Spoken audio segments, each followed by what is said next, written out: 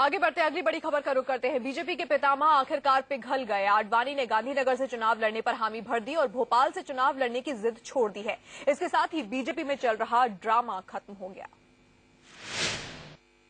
अभी भी जानकारी प्राप्त हुई है कि उन्होंने स्वयं गांधीनगर से यानी गुजरात के गांधीनगर से लड़ने का फैसला किया है।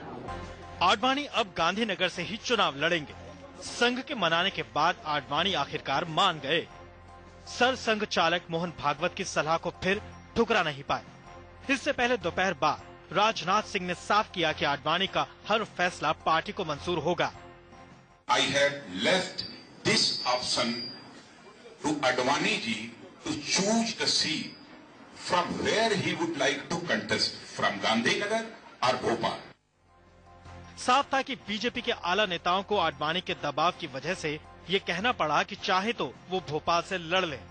इससे पहले गांधीनगर से ही उन्हें चुनाव लड़ने के लिए मनाने की खातिर आडवाणी के घर आला नेताओं की दौड़ लगी रही। गुरुवार करीब 9:15 बजे नरेंद्र मोदी आडवाणी से मिलने पहुंचे। 1 घंटे तक बात हुई। गुरुवार तकरीबन 10:30 बजे आडवाणी से मिलने उनके घर सुषमा स्वराज पहुंची। गुरुवार करीब 11 बजे सुषमा के बाद आडवाणी से मिलने वेंकैया नायडू पहुंचे। गुरुवार दोपहर करीब 12 बजे इसके बाद अरुण जेटली ने आडवाणी से मुलाकात की। इधर आडवाणी को मनाने की कोशिशें चल रही थी, उधर बीजेपी को विरोधी घेर रहे थे। इनका नेतृत्व में किसी किस्म की एकता नहीं, बहुत झगड़ा है। इसलिए ऐसे लोगों को वोट देने के पहले जनता को सोचना चाहिए। इससे बेहतर होगा आप कांग्रेस में जाकर के ढूंढिए कौन टिकट मांग रहा है। उधर तो भाग रहे हैं टिकट छोड़कर, जिनको टिकट दिया गया वो भी छोड़कर जा रहे कि हमें आपके टिकट का जरूरत नहीं है करके। वैसे बीजेपी में चल रहे इस बड़े सियासी ड्रामे का क्लाइमैक्स पूरे 72 घंटे बाद आया। 72 घंटे की कोशिश के बाद आखिरकार आडवाणी मान गए। लालकृष्ण आडवाणी को कैसे मनाया गया, अब ये देखिए। सबसे पहले बुधवार की रात सुषमा और गडकरी आडवाणी को मनाने उनके घर गए। आडवाणी नहीं माने। वेंकैया नायडू भी पहुंचे, फिर भी बात नहीं बनी। उसके बाद खुद मोदी ने मोर्चा संभाला। मोदी गुरुवार सुबह 8:30 बजे आडवाणी के घर पहुंचे।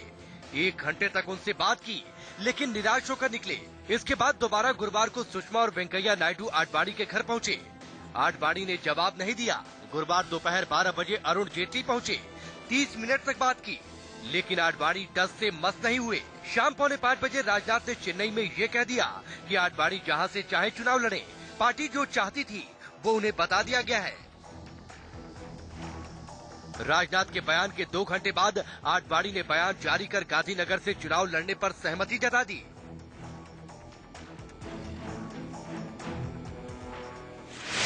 आडवाणी के गांधीनगर से लड़े जाने के पीछे एक बड़ी वजह संघ का कड़ा रुख माना जा रहा है। संघ ने बीजेपी की टॉप लीडरशिप को यहां तक कह दिया था कि अगर आडवाणी को चुनाव लड़ना है तो लड़े, नहीं तो घर बैठ जाए।